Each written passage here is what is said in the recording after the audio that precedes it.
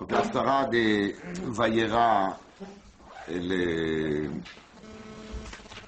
je pense, on peut dire la plus facile depuis le début de Sefer Bereshit. Les trois premiers Haftarot, ce sont des Haftarot qui viennent d'Ishaïa, avec toute la difficulté qui représente Ishaïa, les difficultés, je veux dire, linguistiques.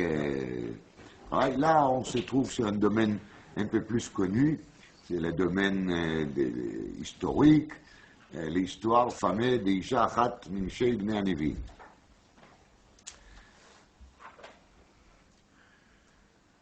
Alors, en vérité, quand je vais résumer juste l'histoire de l'Haftara, tu te rappelles, il y a une femme qui pleure chez Elisha, elle lui raconte que son mari il est mort, il était Yaret à Elohim Minurav, et Avdechaya Yaret Hashem, et il y a un noché. Le noché, c'est donc les prêteurs. Et les prêteurs, ils se préparent à venir pour prendre ses enfants comme des esclaves. Mamesh Noravayom. C'est quelque chose qui ne tient pas la route du tout. Vous savez qu'il y a le Piddin, même si quelqu'un n'a pas payé ses dettes, on n'a absolument pas le droit de lui faire rien d'autre, sauf d'aller au Bédin. En tout cas, on a le droit d'aller au Bédin, et le Bédin il décide qu'est-ce qu'on fait avec la personne qui n'a pas payé ses dettes, et le grand maximum qu'ils vont faire le Bédin, c'est de confisquer ses biens. Rien d'autre. On fait saisie et c'est tout. C'est le maximum. Et même pour les saisies, on fait toujours le nécessaire pour que la personne il va avoir un minimum des affaires pour vivre.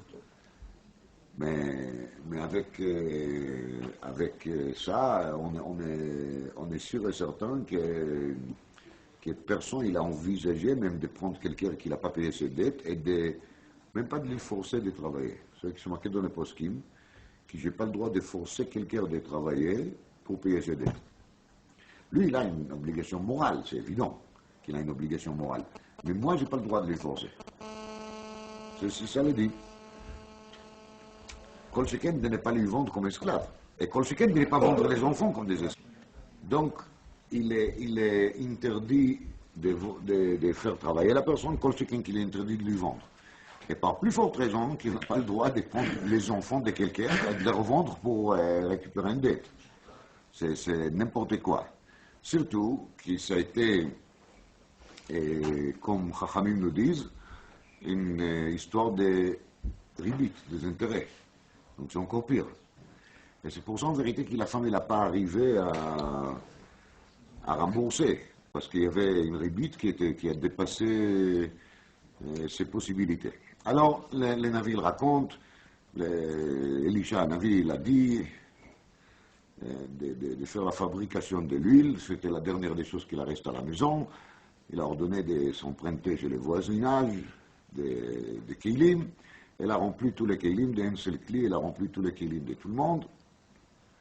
Et donc, ensuite, elle a raconté ça au prophète. Le prophète, il a dit, voilà, c'est pour ça, tu vas vendre l'huile, tu vas payer ce que tu as payé, et le reste va te suffire pour vivre. Ça, c'est le début de l'histoire. Une deuxième femme. Deuxième femme, c'est la Shunamite. Isha Gdola. Grande femme.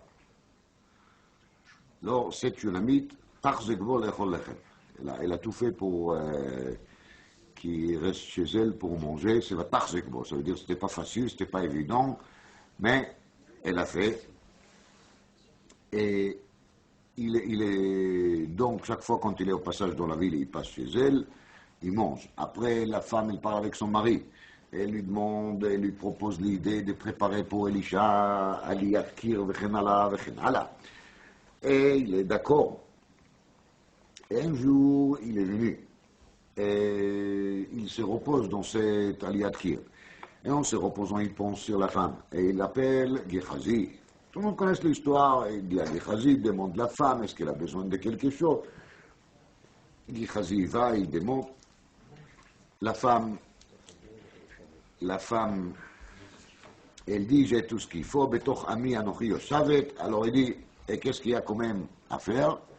Dit Gehazi, lui c'est le concierge, alors il sait que cette femme, elle n'a pas des enfants, ואישה זקן.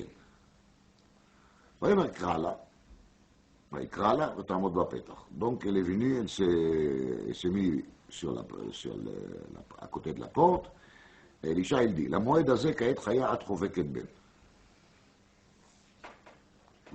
ותאמר אל אדוני איש האלוקים, אל תכזב בשפחתך. ותער האישה ותלד בן למועד הזה כעת חיה אשר דיבר אליה אלישע, ויגדל הילד. Donc, on comprend très bien qu'est-ce qu'elle fait ici, cette Haftara. Pourquoi on est là? C'est Mamesh Doime Bedoime avec Sarah.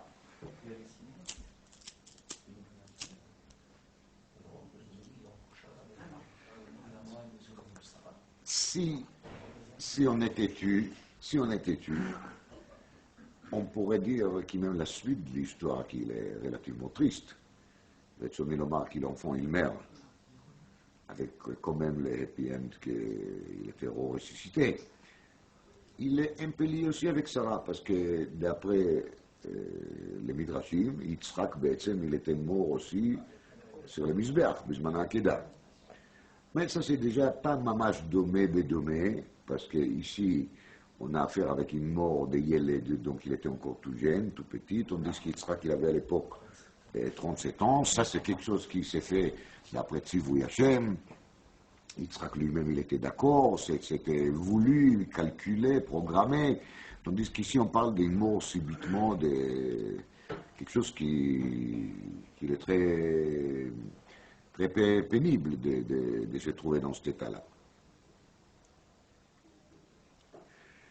Mais, on va dire, cette partie de l'histoire, il est encore logique de les raconter pour nous montrer justement que de même que Sarah, Yitzhak Sarah Bekirba, elle a manqué d'Emouna, cette femme, elle manque aussi de l'Emouna. S'il y a des hommes qui sont toujours quelque chose contre les femmes, ils peuvent dire, vous voyez, toutes les femmes, ils ne croient pas, ils n'ont pas confiance. D'ailleurs, j'ai dit ça en parenthèse, les maïs, c'est le fait que la femme n'a pas confiance, c'est quelque chose qu'Akadosh Baruch Hu, il a créé chez elle, et c'est très bien, parce que les hommes, ils ont trop souvent la tendance de se dire, ça va s'arranger. Et la femme, elle ne compte pas là-dessus. Et parce qu'elle ne compte pas là-dessus, elle fait plus de choses pour que les choses s'arrangent vraiment. Donc, on doit remercier les femmes pour cette tendance soucieuse qu'ils ont. Mais, on va rester collé au sujet. Le sujet, il est qu'on comprend qu'on voit ici un prophète qui fait une promesse. Le prophète, c'est quelque part le parallèle de l'ange, qu'il a dit la Moed Azek à Etraya. Là, il a marqué exactement la même chose. La Moed Azek à Etraya a trouvé qu'être Ben. Et elle a dit la même chose. Et Vatar Aïcha va t Ben la Moed Azek à Etraya sur Diber et la Elisha. C'est Mamesh. La même chose. Donc c'est tout à fait logique et normal qu'il est parallèle de la paracha, il va se trouver dans l'Haftara. Mais la question, elle est, toute la première partie, il a l'air de rien à faire avec la paracha. Toute cette histoire de la femme avec les miracles de l'huile, avec la personne qui est venue pour prendre les enfants comme des esclaves, qu'est-ce qu'il a à faire avec la paracha Vaïra?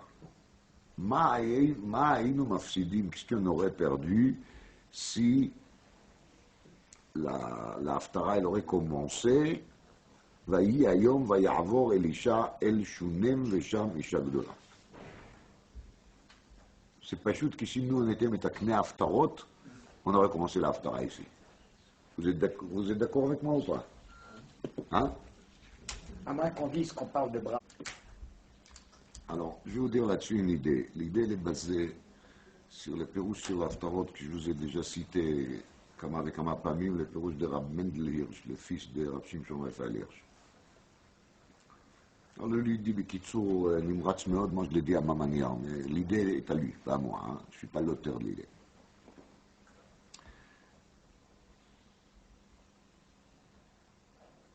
Normalement, il est marqué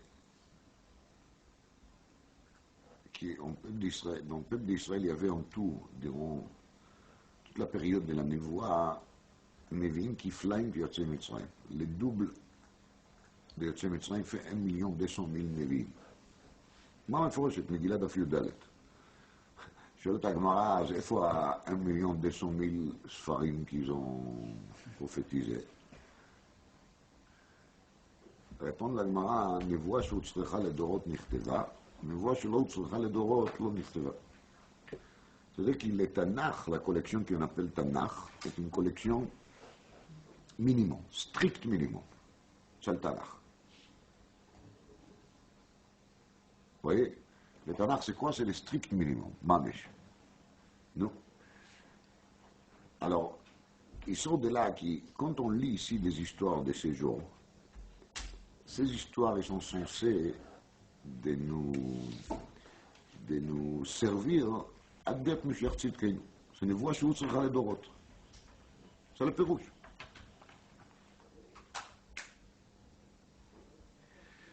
Après l'arrivée de Mashiach, ça va changer. Kol HaNevi'im atidim leibatel. Toutes les névoites, ils nous accompagnent jusqu'à l'arrivée de Mashiach. Après l'arrivée de Mashiach, le monde il va être transformé, il va changer. Donc il y aura d'autres choses. Quoi, je ne sais pas. En tout cas, là, on a bien besoin de ça. Alors, cet Haftarah, qu'est-ce qu'il vient nous enseigner exactement? Alors, bien sûr qu'il nous enseigne beaucoup de choses. Mais je vais essayer de m'arrêter sur un point.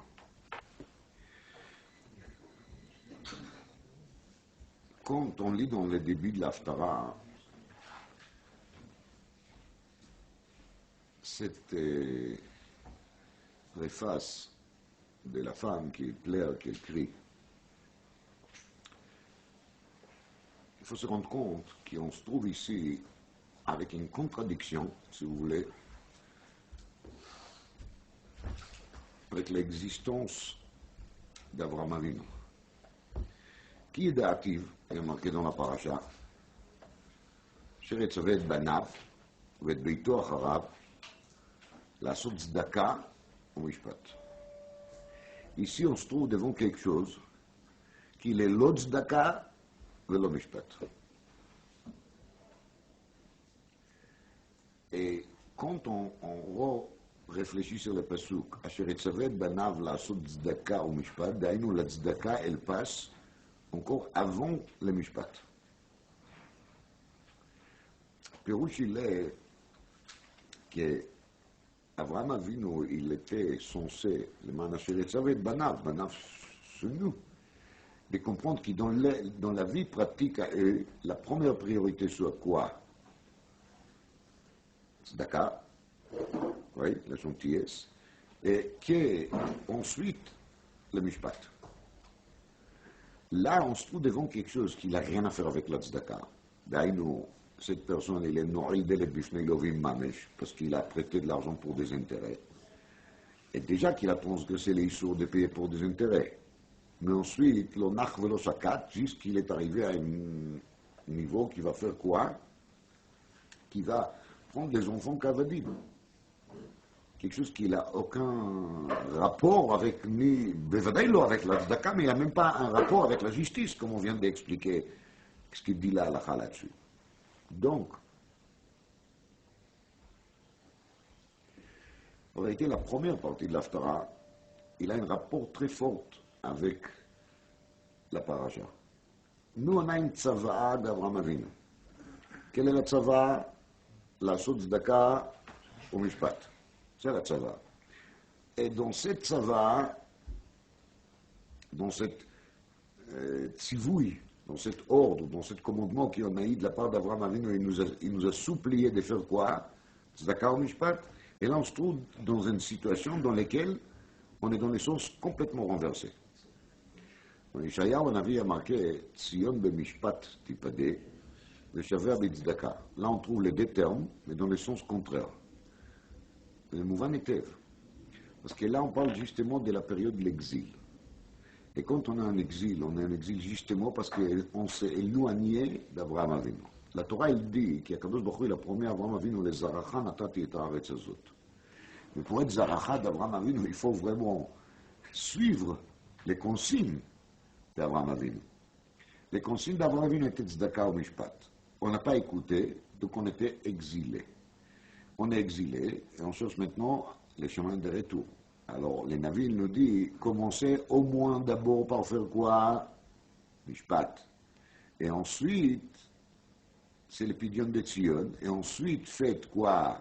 Tzedaka. Et là, vous allez obtenir quoi? Les top. Veshaveh à Tzedaka. Vous allez vous trouver des retours là-bas. Donc, c'est pour ça qu'on a trouvé ici l'ordre contraire, parce que là, on est déjà hors structure, hors système. On doit se remettre dans les coups. Et pour se remettre dans les coups, justement, il nous faut quoi? Il nous faut d'abord commencer par la mishpat, et après monter au niveau des tzedaka. Ça, c'est les rapports avec la première partie de l'Haftarah.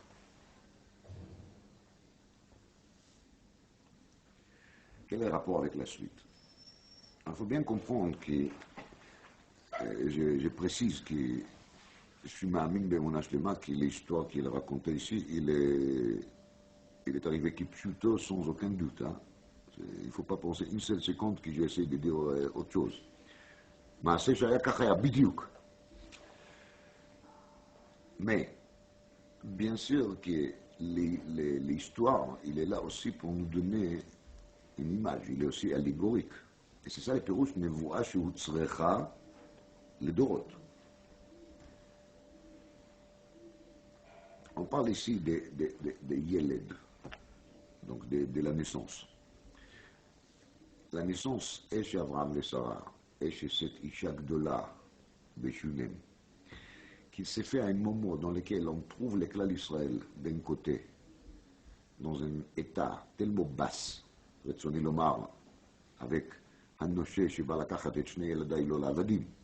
Donc c'est l'air que le peuple d'Israël il est arrivé à un niveau très très bas. Il n'y a plus d'espoir.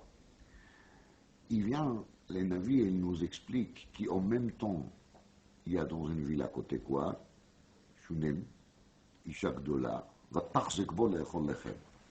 C'est-à-dire, il ne faut jamais penser qu'il est là l'Israël et le Chas Shalom dans un état de perte totale.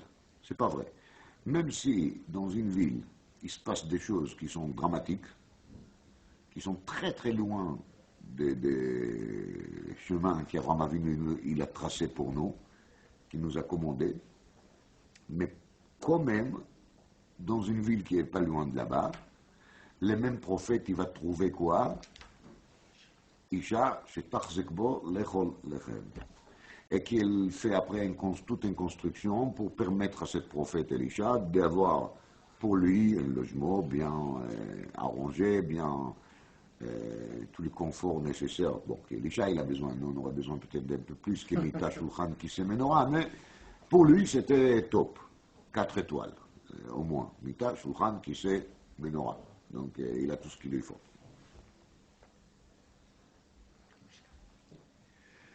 Et justement, cette femme-là, elle est la source de la renaissance de Klal Israël. Retsoni Lomar, qui même si on voit des fois des moments dans lesquels Klal Israël ils semblent de s'éloigner énormément de cette tzava'a d'Avraham Avinu à Banav et de Beito Acharab, mais il y a toujours quelqu'un qui va redémarrer de nouveau les droits de l'existence de Klal Israël, les liens avec qui? Avec Avraham Avinu, qui les a rachanatati et avec les autres. Il n'y a pas une perte totale chez les descendants d'Avraham Avinu.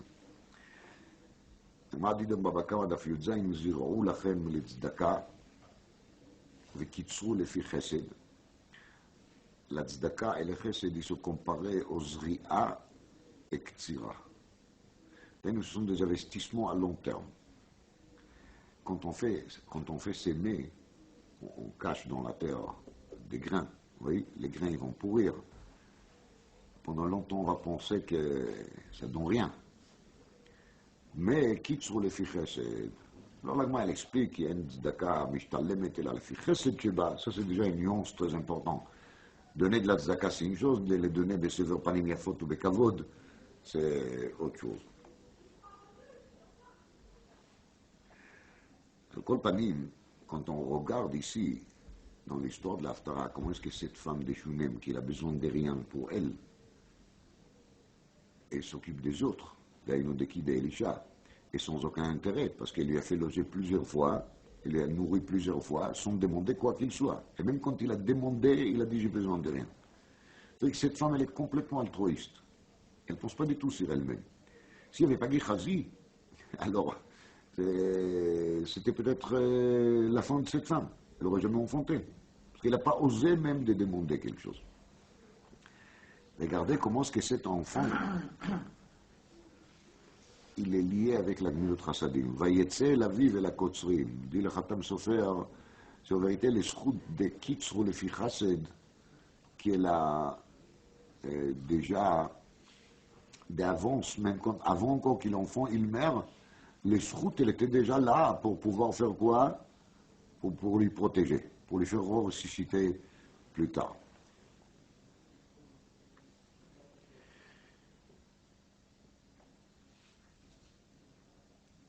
Parce que sinon, on ne comprend pas pourquoi les Passouk, il doit nous raconter ce détail, qui a l'air d'être tellement minable et tellement pas importante. Vayigdal hayeled vayi hayom, vayetse el aviv, el hakotzrim. Maï nafka mina, où est-ce qu'il était cet yeled? Quelle différence? Où est-ce qu'il est mort? Ça ne change rien du tout, ça ne nous fait comprendre rien du tout de plus.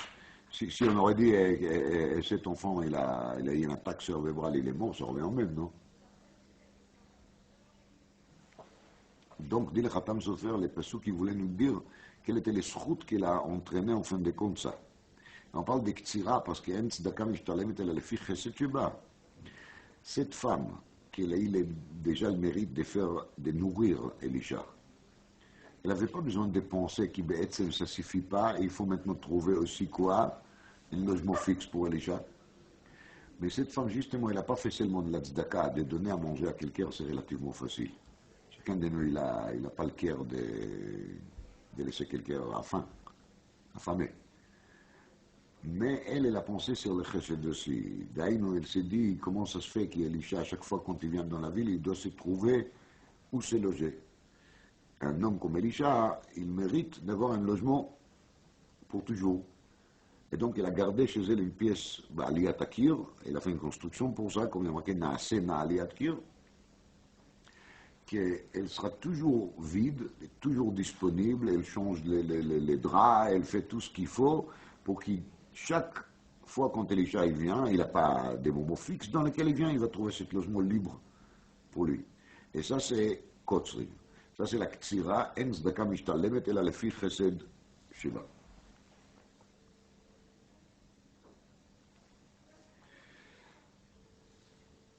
Quand l'enfant il meurt, ça veut dire que le peuple d'Israël il passe toujours par des cycles comme ça, par des Gilgulim, comme le Rambam Ipano il dit dans la Sarama Amarot, on peut apprendre de Tolat Ameshi, de cette verre fameuse de laquelle on fabrique les soies, qui passe par des Gilgulim, elle est pendant un moment enfermée dans cette coquille, ça ne s'appelle pas coquille, mais c'est un autre nom. Hein? Cocon. D'accord? Alors après elle sort, et après elle redevient un papillon. C'est quelque chose qui est extraordinaire, si on réfléchit. Donc, dit le Rambam Ipano, Akadosh Baruch Hu, il a créé ça dans la nature pour nous faire comprendre qu'on peut toujours redémarrer. Et ça, c'est l'histoire de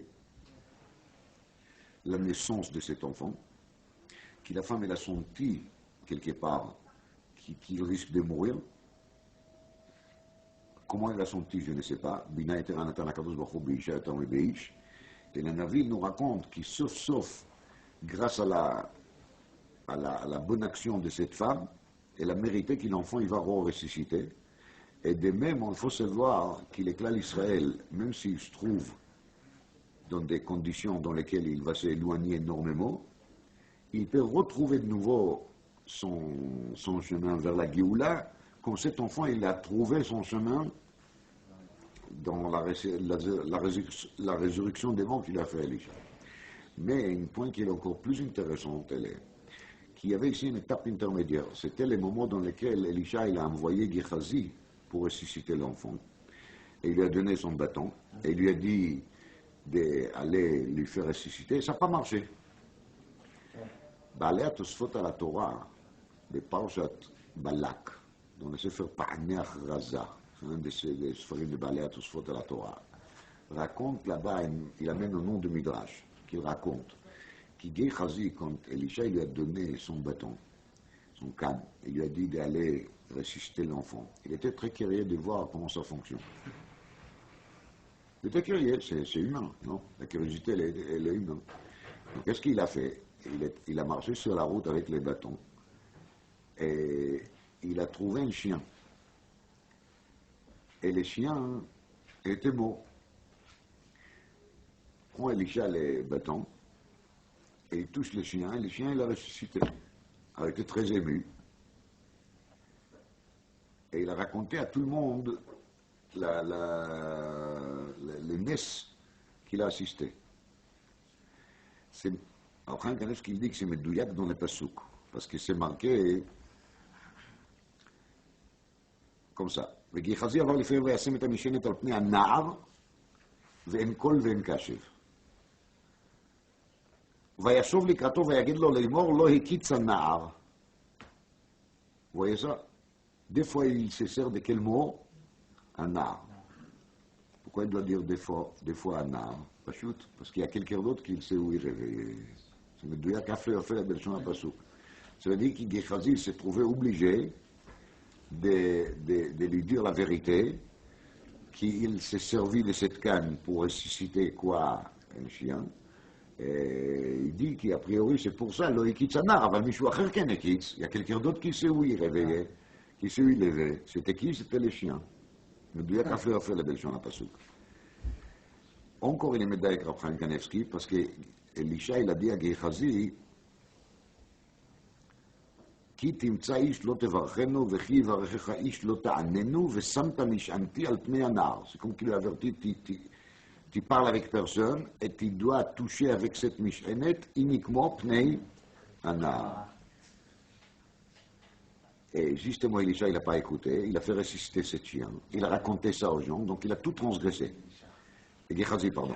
Gehazi a tout transgressé. Donc c'est pour ça qu'après, quand il parle avec Elisha, il a marqué Vayagedlo leimor. Donc premièrement, il s'est confessé sur le fait qu'il a parlé avec les gens. Et deuxièmement, lo ekitz anar, comme on a dit, ekitz quelqu'un d'autre. Ici, on voit devant nous le phénomène qui est arrivé souvent dans l'exil, qui s'appelle Meshiach Sheker. Comme les Meshiachei Sheker, ils ont fait ressusciter Klavi. Mais ils n'ont pas fait ressusciter les Ikar, les Pnei Anar. Elisha, il a bien précisé, il faut faire ressusciter quoi? Pnei Anar. C'est ça qui nous intéresse. Ce n'est pas les corps des Nars.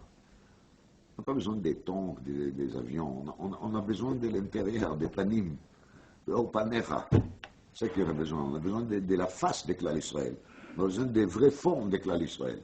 C'est de ça qu'on a besoin. On n'a pas besoin des chiens de garde. C'est pas ça qui nous intéresse.